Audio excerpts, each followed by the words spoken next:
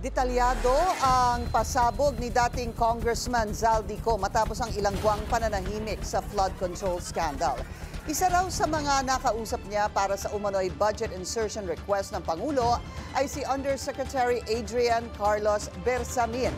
Kilalanin siya sa agenda report ni Ivy Reyes.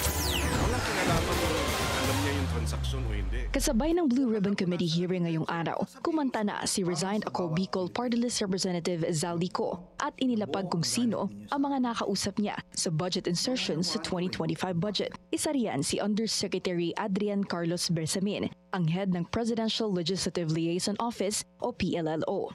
During the meeting, binigay po ni Yusek Adrian Bersamin ang listahan na worth 100 billion. Tinanong ko po si Yusek Adrian kung saan galing ang listahan. Ang sagot niya, galing kay PBBM mismo.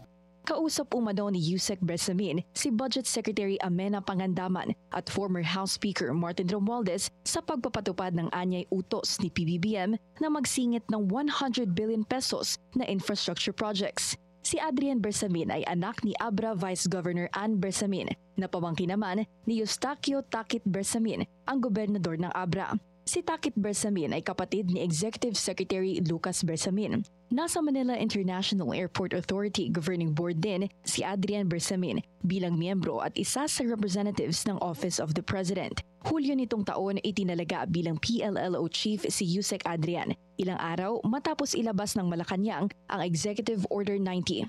Inilipat ng order na ito ang PLLO sa supervision ng opisina ni Executive Secretary Lucas Bersamin. Ang PLLO ang link ng ehekutibo sa legislative branch. Para sa agenda, Ivy Reyes, Billionaire News Channel.